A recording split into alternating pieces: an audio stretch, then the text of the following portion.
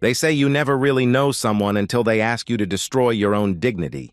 I thought I knew my wife after 7 years of marriage. Every laugh line, every morning routine, every dream we'd built together brick by brick. But the woman who sat across from me that Friday night, dressed like she was going somewhere I'd never been invited, asking me to agree to something that would gut our marriage while keeping me around to pay for it.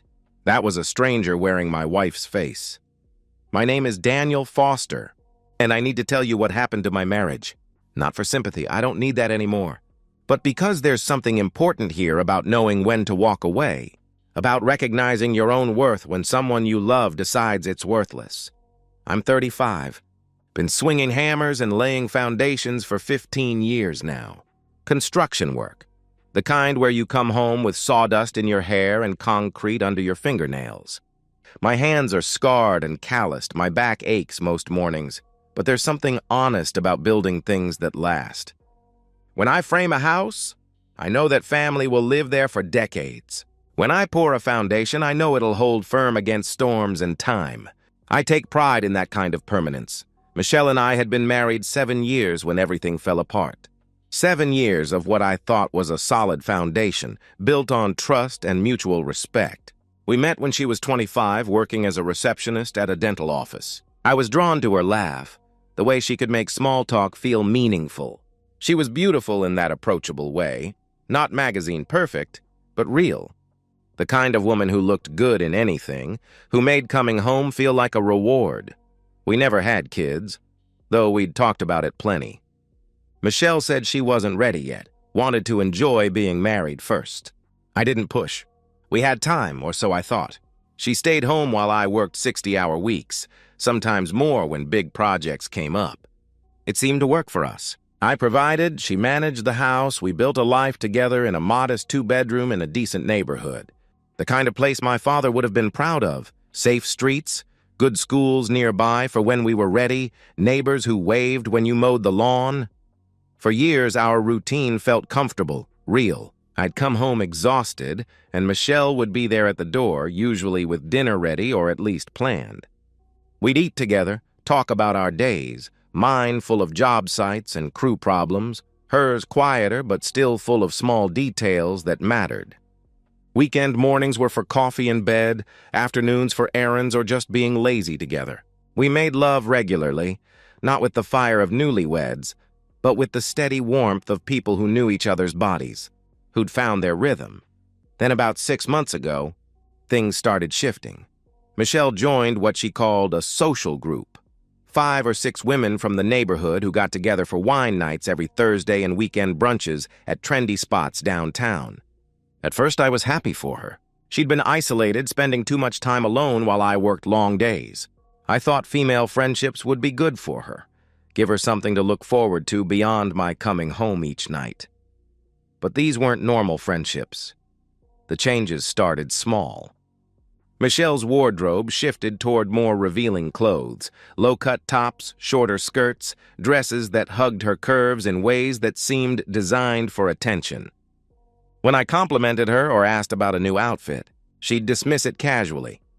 Just felt like trying something different, she'd say with a shrug. But I never remembered buying these clothes, and our budget was tight enough that I would have noticed expensive purchases. Her phone became an extension of her hand. Constant texting, frequent calls she'd take in private, laughter at messages she never shared. When I'd ask who she was talking to, it was always the same response. "Just the girls," she'd reply with a tone that suggested I shouldn't be interested in women's conversations. Fair enough, I thought. Everyone needs privacy. The intimacy died gradually, then suddenly. Michelle started claiming exhaustion, headaches, stress. When I'd reach for her in bed, she'd stiffen or turn away. "Not tonight," became her default response. Weekend mornings became rushing to get ready for brunch with the girls. Our quiet moments together evaporated, replaced by her endless preparation for social events I wasn't invited to. But it was the dinner conversations that really opened my eyes. Michelle became obsessed with talking about these women, how free they were, how they lived authentically, how they refused to settle or compromise their happiness. She'd go on about Sarah, who left her husband because he was holding her back, or Jennifer, who was exploring her options while technically still married. Every story seemed designed to plant seeds, to make me understand that staying in one relationship was somehow limiting. That commitment was a trap rather than a choice. I started paying closer attention to the details. These women weren't happy divorcees finding themselves. They were homewreckers encouraging each other's worst impulses. They'd meet at expensive restaurants I couldn't afford. Talk about their adventures with men who weren't their husbands. Validate each other's cheating and betrayals as empowerment and self-discovery. Michelle would come home from these gatherings energized in a way she never was after spending time with me. Her eyes would shine with excitement as she recounted their conversations. But when she looked at me, that light would dim. I could see her comparing, evaluating, finding me lacking against whatever fantasies these women were filling her head with. The warmth that used to greet me at the door was gone. Michelle would barely look up from her phone when I came home. Dinner became her talking at me rather than with me. Monologues about her friends' courage to leave boring relationships and pursue real happiness. When I'd try to engage, to ask about her day beyond the group, she'd give one-word answers and return to her phone. I noticed but didn't confront.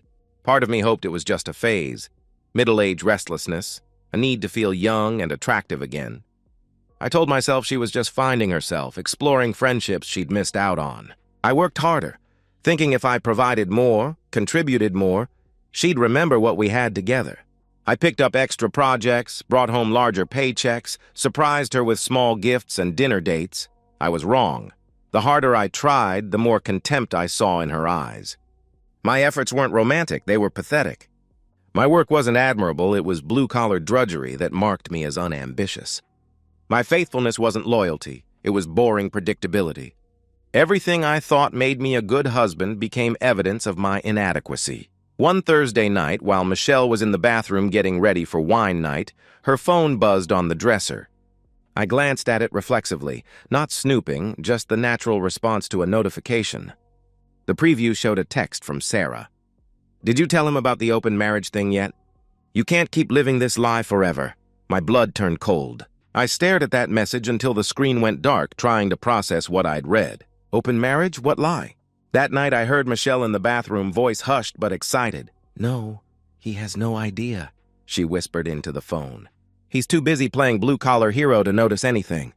Tomorrow night I'm going to tell him." The laughter that followed was like ice water in my veins. This wasn't my wife anymore.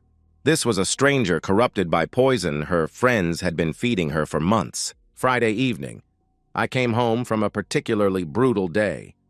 12 hours of concrete work in 90-degree heat, my shirt soaked through with sweat, my muscles screaming. All I wanted was a shower, dinner, and maybe a quiet evening with my wife. Michelle was in the living room, perfectly made up like she was heading somewhere special. Her hair was styled, makeup flawless, wearing a black dress I'd never seen before, expensive looking, cut low enough to show cleavage, short enough to be inappropriate for a married woman. She was scrolling through her phone, that familiar smile playing at her lips. "Hey," I said, dropping my work bag. "You look nice. Going out again?" She glanced up briefly, her expression flat and dismissive. "No, actually. I thought maybe we should stay in tonight. Talk." Something in her tone made my stomach tighten. This wasn't the voice of a wife wanting to reconnect. This was the voice of someone who'd made a decision and was about to announce it. "Great," I replied, trying to sound enthusiastic. "Let me grab a shower first. Then maybe we could order dinner and—" "I was thinking we could just talk now," she interrupted, setting her phone aside. "There are things we need to discuss about our marriage." I stood there in my work clothes, still dusty and tired, looking at this woman who'd once loved everything about my job, who used to massage my sore shoulders and tell me how proud she was of my work ethic. Now she looked at me like I was tracking mud through a museum. "Okay," I said, sitting across from her. "What's on your mind?" Michelle took a deep breath like she was steeling herself for something unpleasant. "Daniel, I've been doing a lot of thinking lately. About us. About what I want from life. About whether this marriage is really working anymore." "What do you mean?" I asked. "I mean, you come home every day covered in dirt, exhausted, with nothing to talk about except job sites and crew problems. she explained coldly. We eat dinner, watch TV, go to bed. Rinse and repeat. When was the last time we did something exciting? When did we last have a conversation that made me think? The criticism hit like a physical blow. Michelle, I work 60 hours a week, so you don't have to. I thought that was what we agreed on. I never agreed to be a 1950s housewife waiting around for her blue-collar husband to come home and validate her existence, she shot back, her voice sharp now, cutting. I'm 32 years old, Daniel. I have needs, desires, dreams that go beyond keeping house for a construction worker. Construction worker. The way she said it made my job sound like failure, like something to be ashamed of. This from a woman who'd lived off my construction worker income for 7 years. What kind of dreams? I asked, though I was starting to suspect I already knew. Michelle shifted in her chair, gathering courage for whatever bombshell she was about to drop. I want to feel alive again, Daniel. I want passion, excitement, connection with people who stimulate me intellectually and emotionally. And I don't stimulate you? I questioned. Not anymore, she replied without hesitation. Maybe you never did, and I was just too young to realize it. 7 years of marriage dismissed as youthful ignorance. 7 years of love and loyalty reduced to a mistake she'd outgrown. So what are you saying? You want a divorce? I asked. No, she said quickly. I don't want to throw away everything we've built together. The house, the financial security, the stability. I just want more. I stared at her, waiting for the other shoe to drop. I want an open relationship, she announced. The words hung in the air like smoke from an explosion. For a moment, I couldn't process what she'd said. An open relationship. She wanted to stay married to me but sleep with other men. You want what? I managed to say. An open marriage, she repeated. I want the freedom to explore other connections while maintaining what we have here. Lots of couples do it, Daniel. It's called being mature about relationships. I could hear the rehearsed quality in her voice, like she'd practiced this speech. You want me to let you cheat on me? I stated flatly. It's not cheating if we both agree to it, she responded defensively. It's honesty. It's admitting that monogamy is an outdated concept that doesn't work for everyone. So you've already picked out the guy you want to be intimate with? I asked bluntly. She flinched at my language but didn't back down. There might be someone, yes. But that's not the point. The point is freedom, authenticity, not being trapped by arbitrary rules. I felt something cold and final settling in my chest. And what do I get out of this arrangement? You get to stay married to me, she answered. You get to keep the life we've built. And you get the same freedoms I'm asking for. I don't want to have intimacy with other women, Michelle. I want to be married to my wife, I replied. That's your choice, she said coldly. But you can't make that choice for me anymore. The mask was completely off now. She wanted the security I provided while getting her thrill somewhere else. She wanted me to be her cuckold.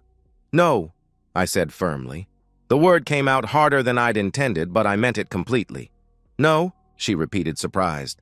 I'm not doing it. I'm not agreeing to an open marriage. I'm not giving you permission to cheat on me while I pay your bills, I declared. Michelle's expression shifted from surprise to anger. You can't just refuse to discuss this? I'm not discussing it. I'm rejecting it. Completely, I answered. This is exactly what I'm talking about. She exploded. You're so rigid, so closed-minded. You can't even have an adult conversation about what I need. What you need is to have intimacy with other men while staying married to me. Did I miss anything? I responded. You're being crude and reductive, she snapped. This is about emotional fulfillment. It's about you wanting to be a while keeping a husband, I interrupted. She stood up sharply, face flushed with anger. How dare you call me that? What else do you call a married woman who wants to sleep around? I asked. The fight was escalating fast, but I could see something else in Michelle's eyes. Surprised that I wasn't negotiating, wasn't trying to find a compromise. My friends warned me you'd react this way, she said defensively. They said men like you can't handle strong women who know what they want. There it was. Her sisters had coached her through this entire conversation. Your friends, I said slowly. The ones encouraging you to destroy your marriage. They're encouraging me to live authentically. To stop settling for less than I deserve, she replied. And what you deserve is a husband who pays the bills while you sleep with other men, I stated. If you can't give me what I need emotionally and physically, then yes, I deserve to find it elsewhere, she answered defiantly. I looked at this woman I'd loved for 7 years, really looked at her. The contempt in her eyes wasn't new. I could see now that it had been building for months. Then leave, I said. The words came out calm, final, without anger or pleading. What? She asked, stunned. If I can't give you what you deserve, then leave. Get a divorce. Find a man who can, I explained. Michelle stared at me like I'd slapped her. This wasn't in the script her friends had provided. You're not serious? She whispered. Dead serious. You want freedom? Take it. You want to explore other connections? Do it. But you're not doing it while married to me, I replied firmly. She tried different approaches, tears, promises, seduction. I physically removed her hand when she touched my arm. You're not staying here, I told her. She grabbed her purse and keys, face twisted with rage. You'll regret this, Daniel. You'll realize what you lost, and by then it'll be too late. The only thing I'm losing is a wife who wants to cheat on me. I'll survive, I answered. Michelle slammed the door so hard the windows rattled.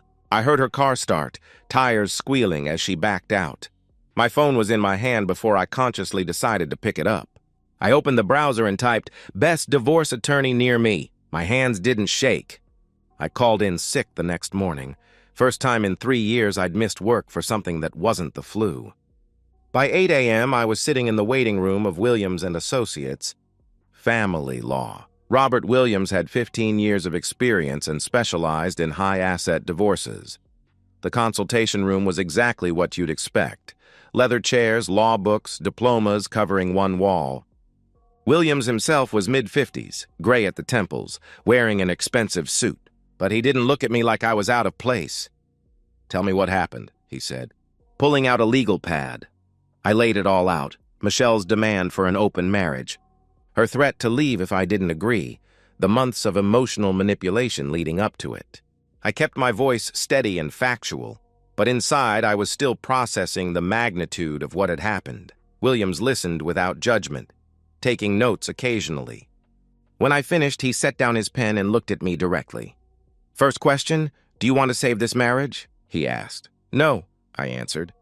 The response came instantly, surprising me with its certainty. She made it clear what she thinks of me, of our marriage. I want out. Good. Makes this cleaner, he replied, flipping through his notes. No kids? No, I confirmed. Her demand for an open marriage demonstrates abandonment of marital duties. Judges don't look favorably on that. Her unemployment weakens her position significantly, he explained. You'll likely keep the house since you can demonstrate sole financial responsibility. She might qualify for temporary spousal support, but minimal. What's your advice on strategy? I asked. Strike fast and hard, Williams advised. Serve her immediately before she has time to plan or hide assets. File on irreconcilable differences, but document her demands. Williams pulled out a retainer agreement. I'll need $5,000 down. We can have papers drawn up by Monday, served by Tuesday. Can we do it faster? I asked. He looked up from the contract. How fast? Today. This afternoon, I replied. Williams studied me for a moment, probably trying to gauge whether this was emotional impulse or calculated decision. It'll cost extra for rush service. But yes, we can have papers ready by lunch and served by 4 p.m. You sure about this? He asked. I signed the retainer agreement and wrote a check for $6,000. I'm sure. I drove home through familiar streets, past the elementary school where we'd planned to send our future kids, past the park where Michelle and I used to walk on Sunday mornings. Everything looked the same, but I felt like I was seeing it all for the first time. Michelle's car was in the driveway. She'd come home sometime after I left, probably expecting to find me ready to negotiate, willing to compromise. Instead, she'd found an empty house and a husband who'd spent his morning hiring a lawyer. I found her in the living room, still wearing yesterday's dress, but wrinkled now, her makeup smudged like she'd been crying. She looked up when I walked in, and I could see hope in her eyes, hope that I'd come to my senses. Daniel, I'm so glad you're here, she began eagerly. I've been thinking all night, and I realize we both said things we didn't mean. Maybe we can save it, I interrupted, sitting down across from her. I meant everything I said. The hope died in her eyes, replaced by something harder. So what now? You want to punish me for being honest about my needs? I'm not punishing you. I'm giving you exactly what you asked for, I replied. For the next hour, Michelle tried everything. Tears, anger, promises to cut contact with her friends, offers to go to counseling. She even tried seduction, moving closer, touching my arm, reminding me of what we'd had together. I felt nothing. Every word sounded hollow, every touch felt manipulative. She was only sorry because there were consequences now. At 3:45 p.m., I heard a car door slam outside. Michelle was in the middle of another tearful plea when the doorbell rang. Expecting someone? I asked. Michelle looked confused. No, I walked to the door and opened it. A middle-aged man in a cheap suit stood on my porch holding a manila envelope. Michelle Foster? He asked. She's inside, I replied, stepping aside. Michelle appeared behind me, still confused. I'm Michelle Foster. I have legal documents for you, he said, handing her the envelope and pulling out a clipboard. I need you to sign acknowledging receipt. I watched the color drain from Michelle's face as she realized what was happening. Her hands shook as she signed the form. The process server left without ceremony, and Michelle stood there holding the envelope like it might explode. What is this? She whispered. Your freedom, I answered. She tore open the envelope, pulled out the divorce papers, and read the first page. Her face went through a series of expressions: disbelief, shock, then rage. You filed for divorce? Today? She asked incredulously. This morning, I confirmed. You can't be serious. We haven't even tried to work this out, she protested. There's nothing to work out. You want an open marriage, I want a divorce. We're both getting what we want, I explained. This is insane. You're throwing away our entire marriage because I was honest about my feelings, she demanded. I'm ending our marriage because you stopped being my wife, I replied calmly. Pack your bags, Michelle. You need to be out of this house tonight, I told her. You're kicking me out? She asked, shocked. I'm asking you to leave. This is still legally your house too for now, but I don't want you here, I explained. Where am I supposed to go? She pleaded. Call your sisters.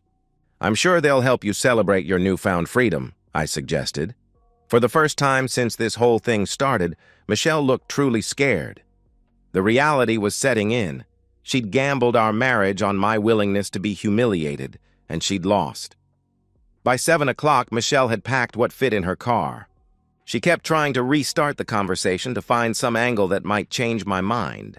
But I'd moved past anger into something colder and more final. I stood in the doorway and watched her load the last suitcase. She looked back at the house like she was seeing it for the first time.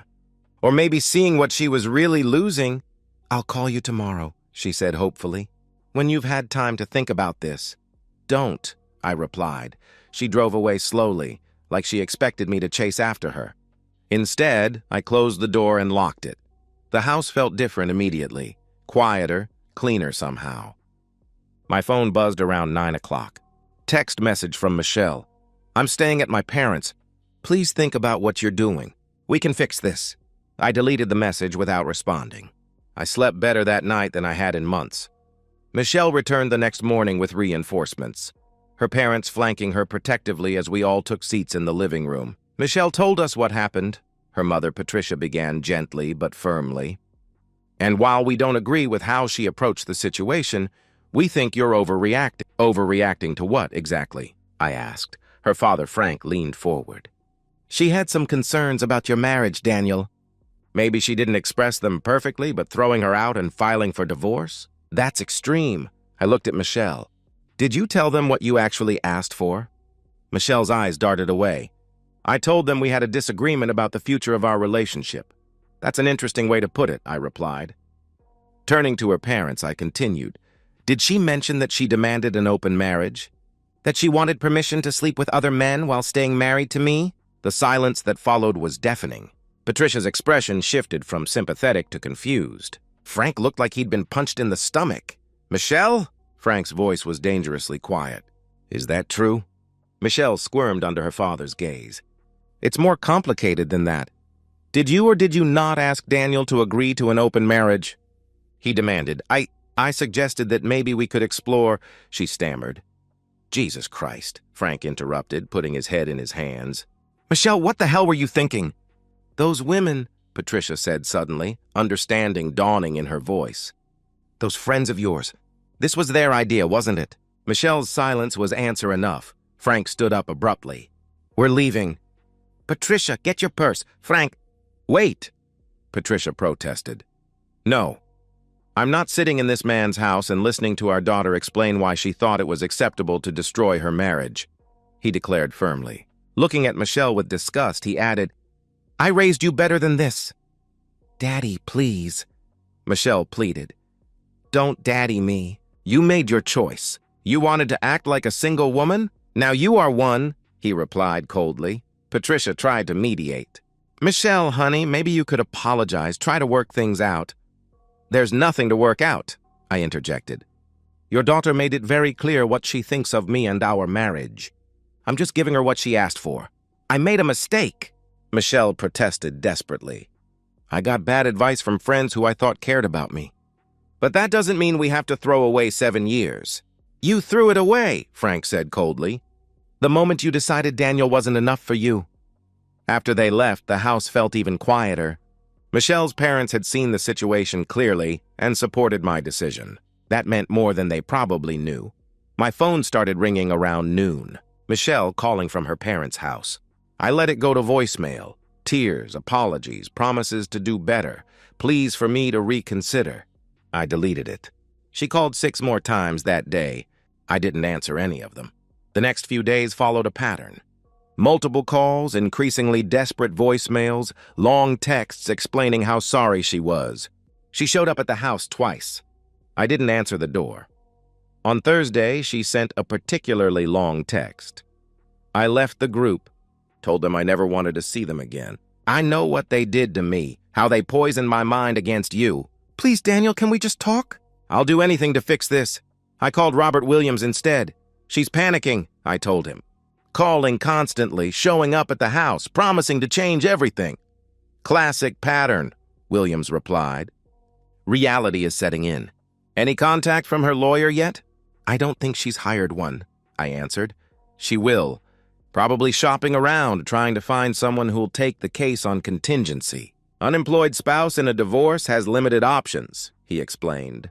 That night, Michelle tried a different approach. Instead of calling, she came to the house around 9 p.m. and sat in her car in the driveway. Just sat there like she was waiting for me to come out and invite her back in. I watched her through the bedroom window. She looked pathetic, slumped over the steering wheel, occasionally wiping her eyes.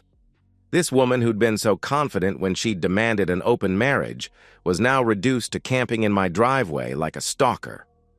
After an hour, she gave up and drove away. She was back the next night and the night after that. On Sunday, I'd had enough.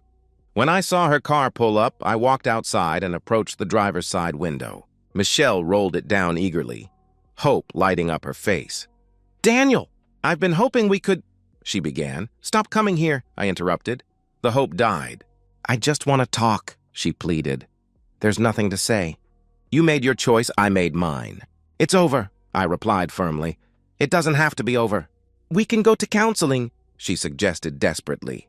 Michelle, listen to me very carefully, I said. You asked me to let you cheat on me. When I said no, you threatened to leave. I called your bluff. That's the end of the story. But I realize now how wrong I was, she protested. You realize now that your plan backfired. You thought I'd cave, agree to some version of what you wanted. Instead, you're facing divorce and living in your parents' basement, I responded. I love you, she whispered. No, you don't. You love the security I provided. But you don't love me. If you did, you never would have asked me to agree to your cheating, I answered. Michelle started crying again. Daniel, please. Doesn't 7 years of marriage count for anything? It counted for everything. Until you decided it wasn't enough, I replied.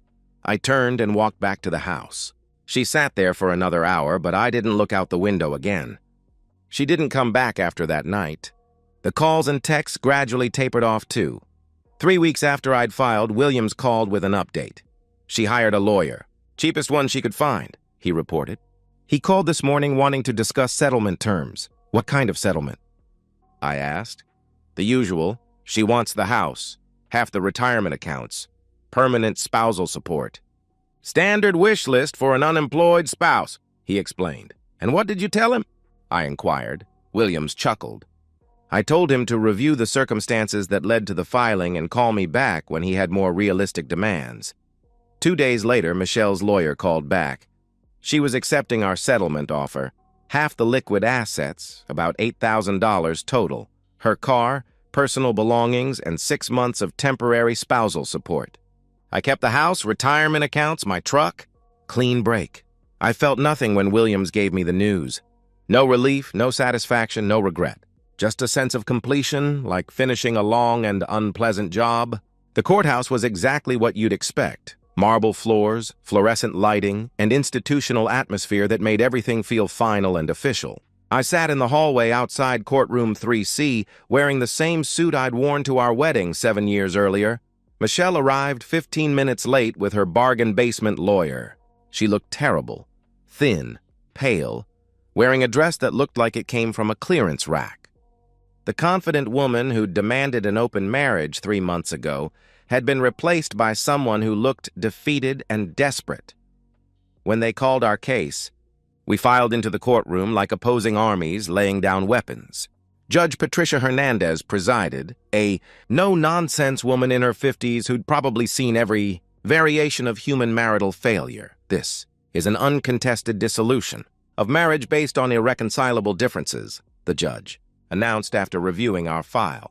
Both parties have agreed to the terms of settlement. Mrs. Foster, is that correct?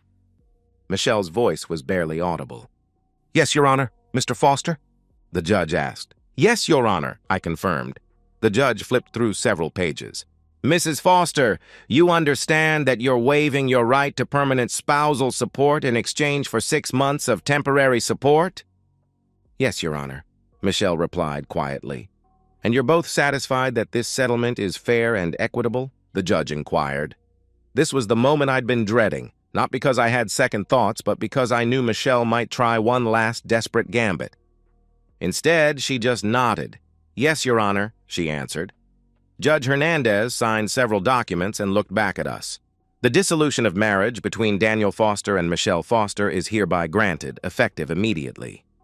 You are both free to remarry. Good luck to you both. Just like that, 7 years of marriage were legally erased. No drama, no final confrontation, just bureaucratic efficiency and the sound of a gavel. Michelle was crying quietly as we left the courtroom. Not the manipulative tears she'd used during our fights, but genuine grief for what she'd thrown away. I felt a moment of pity for her, but it passed quickly. As I walked out of the courthouse, I could hear Michelle sobbing behind me. But I didn't look back. That chapter of my life was closed permanently. The alarm goes off at 5:30 a.m., but instead of dragging myself out of bed to work for someone else, I'm up early to review project schedules for Foster Construction, the company I built from the ground up after my world fell apart. It started small. 2 years after the divorce, I used my savings and a business loan to buy a truck and tools, took on small residential jobs. Now Foster Construction employs 15 people and handles everything from custom homes to commercial renovations.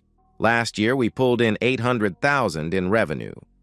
The modest house I'd fought to keep in the divorce has been transformed, expanded, upgraded, now worth triple what Michelle and I originally paid. But the real transformation isn't in the business or the house. It's in the man who owns both.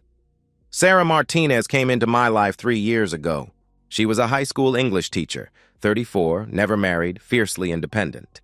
While renovating her sister's kitchen, Sarah asked intelligent questions about the structural work, seemed genuinely interested in the craftsmanship.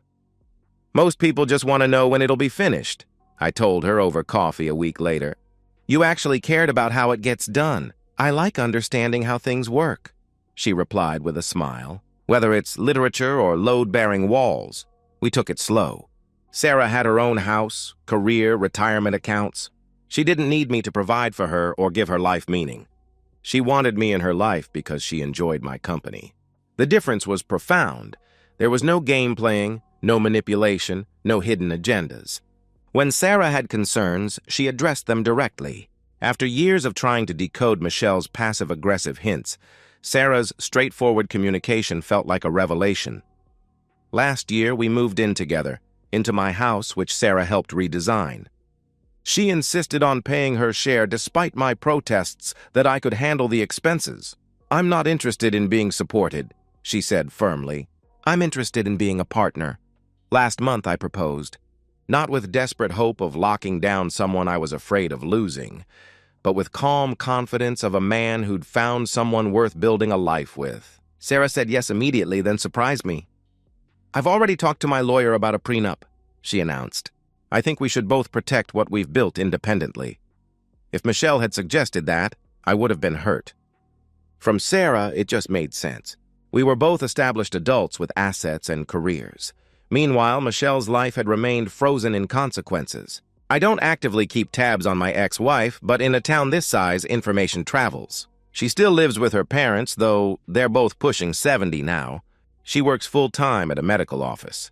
Better than the nail salon job she'd taken immediately after the divorce, but still far from the comfortable life she'd given up. She never remarried. Friends mentioned seeing her on dating apps, but apparently men aren't lining up to marry a woman whose previous husband divorced her for demanding an open relationship. The story had made rounds in our social circle. People occasionally ask if I regret being so harsh with Michelle. I wasn't harsh, I was self-respecting. Michelle made a choice to value her desires over our marriage. I responded by valuing my dignity over her presence in my life. Sarah and I are planning a small wedding, immediate family and close friends. We're both older, more settled, less interested in spectacle than substance. "Think you'll want kids?" Sarah asked recently as we discussed our future. "Maybe," I replied. Do you? "Maybe, but I'm happy either way. I'm not looking to you to complete my life, Daniel. You enhance it," she answered. That's the difference between Sarah and Michelle in one sentence. Michelle had expected me to fill all the empty spaces in her life. When I inevitably failed to be everything to her, she'd looked elsewhere, first to her toxic friends, then to the fantasy of other men. Sarah approaches our relationship as an addition to an already full life, not as a replacement for an empty one. She has her career, friendships, interests, goals. I'm not responsible for her happiness, I just get to share in it. 8 years ago, I thought my life was ending when Michelle walked out that door demanding I accept her infidelity. I had no idea it was just beginning. Michelle taught me what I wouldn't accept. Sarah showed me what I deserved. And sometimes, learning what you won't tolerate is the first step toward finding what you actually want. And so, we've reached the end of today's story. Was it what you expected, or did it take a twist you didn't see coming? I'm curious to hear your thoughts. Share them in the comments below, and let's get a conversation going. If this story kept you hooked, make sure to hit that like button. And if you're new here or just haven't subscribed yet, now's the perfect time to join our community. I bring you fresh, captivating stories every day, so click that subscribe button and turn on notifications so you never miss out. Thanks for watching, and I'll see you in the next one.